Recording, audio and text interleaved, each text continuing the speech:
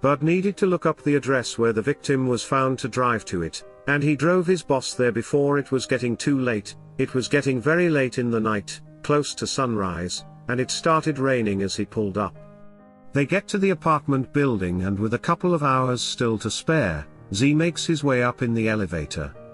There is yellow tape crossing the door, and a sealed piece of paper that is strangely loose between the door and frame, a seal that is supposed to stay on, to either prevent someone from opening the door without police permission, or it will show the breaking of possible evidence when the cops come back. Someone else might have gone in here after the investigation. Zook used his observation blood powers to check on the paper. It was carefully pulled away from the door. There was still some glue on the door, but with the paper loose, the door could still be opened, which it was not locked.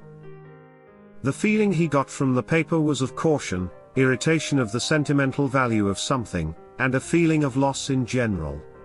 He left the feeling behind, put on a pair of leather gloves he keeps for such an occasion, and opened the door to the place. The apartment looked newly furnished other than a couple of pieces. The walls were painted in a light blue all over, and the furniture didn't seem to actually match. The place was marked around, there were numbers, chalk marks, and many things all over.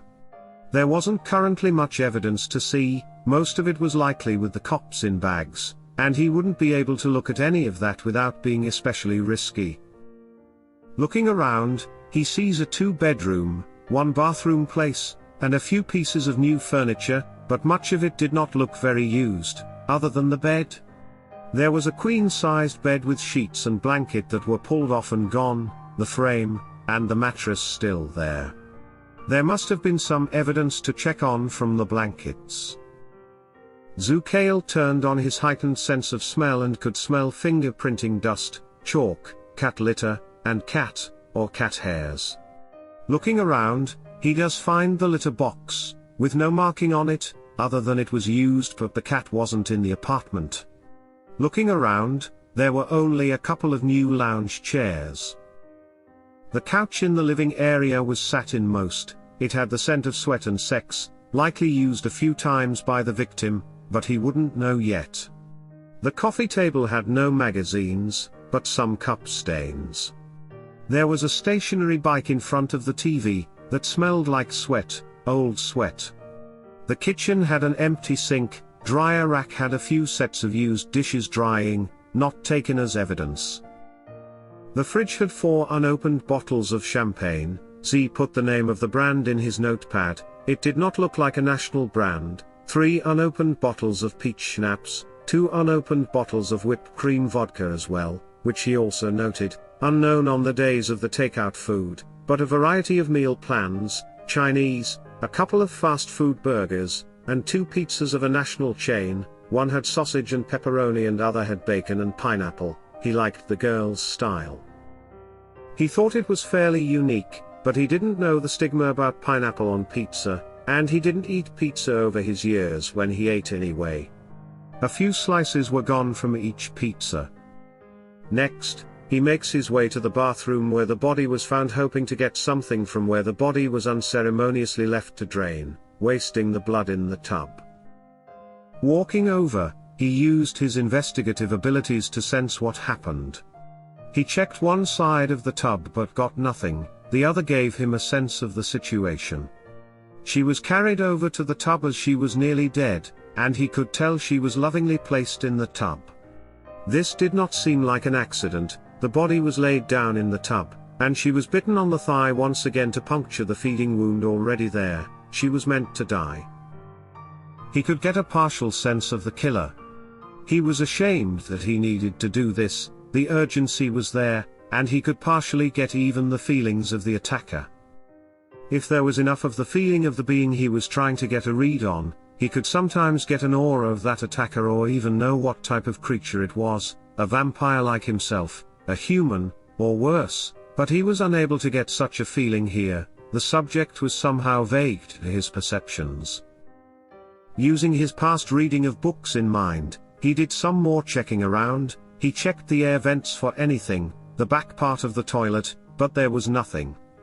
He checked under the bathroom sink, and there was a handgun there, which he left just in case. Searching more, he found a wooden stake hiding in the kitty litter, which he did take, which certainly did bring up some suspicious possibilities. Looking in a couple of closets, he also found a cat carrying crate, a small one, all signs of a regular cat.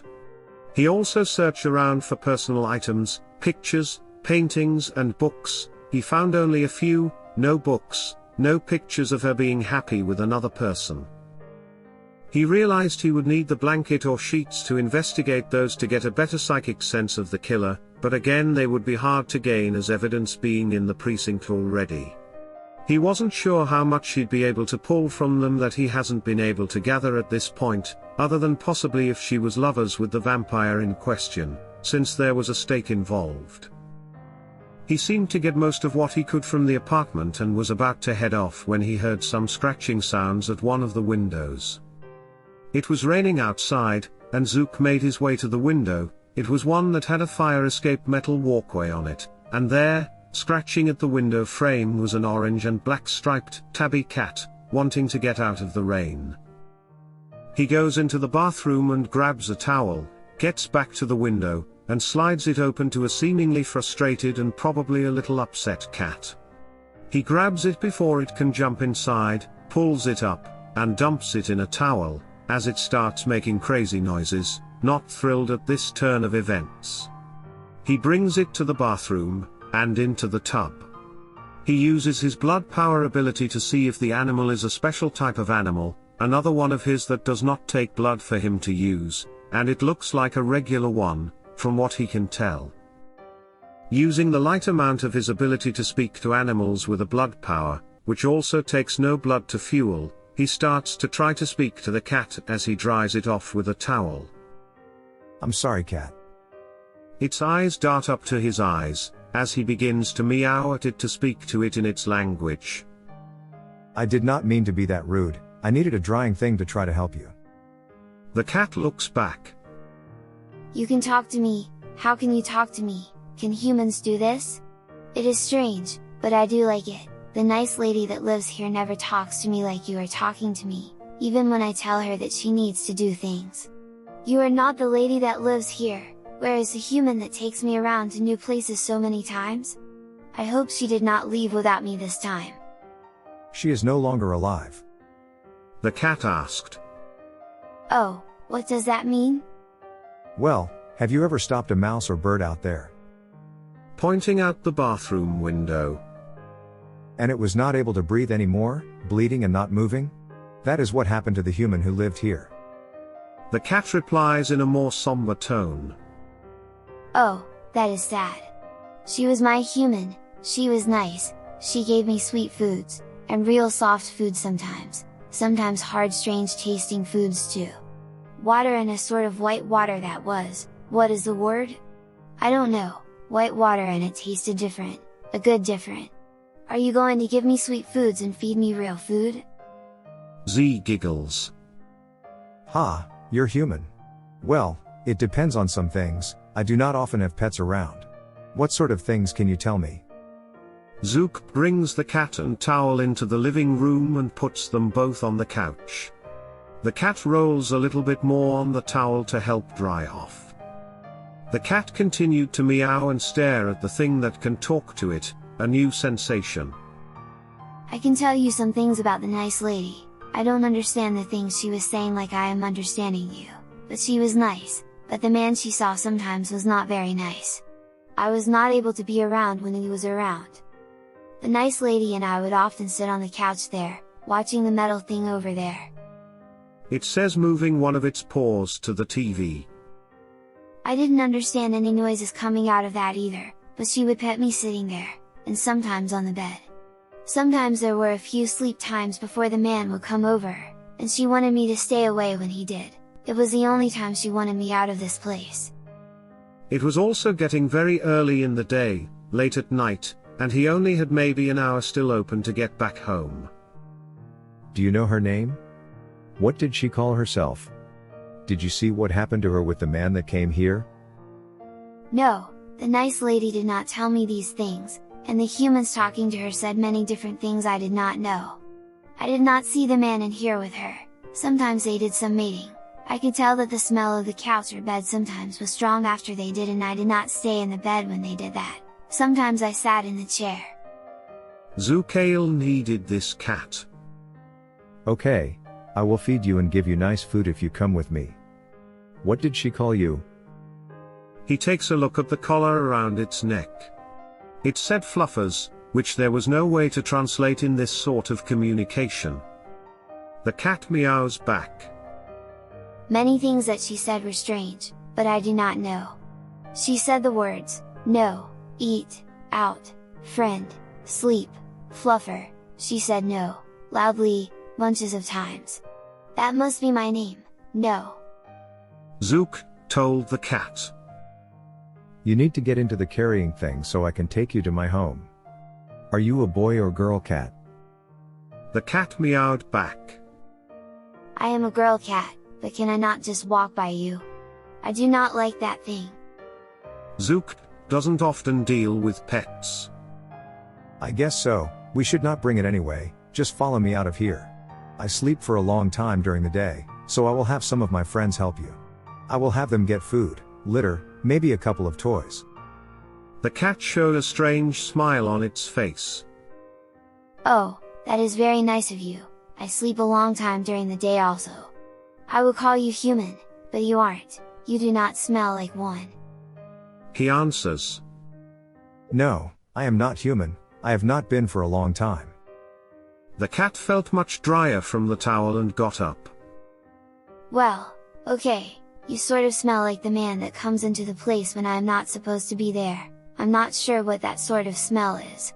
Hey, before we go, my human that lived here, was eating something she never let me have.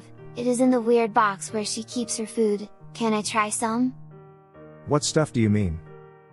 He goes into the kitchen. He is wary of taking food or treats due to evidence. The police could find him out somehow. She answered. The stuff in those longer good smelling things in the box that makes things colder. Possibly meaning the pizza. Z takes them out and checks them. He takes a few pieces of the bacon, sausage, and pepperoni, and puts them on the floor. The cat goes to town on the food she isn't usually allowed to eat. Thanks, not human man. No wonder my human did not let me eat that. It is very tasty. Take more of it? He apologizes. No, sorry, we can only take pieces of it. Other humans will be looking through this place many times, and if they find much missing, they will be very angry. He gets a reply back from the cat. Okay, fine, it did taste pretty good though. Can you get me more of that food? He answered. Yes, if you help me with anything that I might need to know. The cat follows the man in beige, non-human male who she can understand, and says he will feed her. He grabs the towel he used to dry her off as well. He's dealing with a cat now. He'll check in with Art tomorrow night. He better get in the car. They hit the ground floor of the elevator and walk out. Zook does not have much longer. But we have a visitor. We have to get home. We are bringing her. Bud asked. Boss? Zook said. Yep, just get us home. The doors unlock, and Z opens the door for the cat and gets in. Looking at the cat again. Please do not scratch up the seating parts of the car. He sets down the towel he took from the apartment and tells her to sit on that. Fluffers replied. Okay, I can be careful. Where are we going? Z answers. To my home. You will stay, eat and walk around the house. I will sleep and we will talk more at night. Zook goes back to human to speak. Bud, we'll need some cat stuff, litter, a box, food, treats, and a few toys. This cat is a witness. He calls back in suspicion. A witness, boss? While still watching the cat, Zook answers. Bud, you know me, this is a special cat, and it will be royalty today. When I sleep today, go shopping, the cat will stay at home. It needs to be safe. Yes, boss.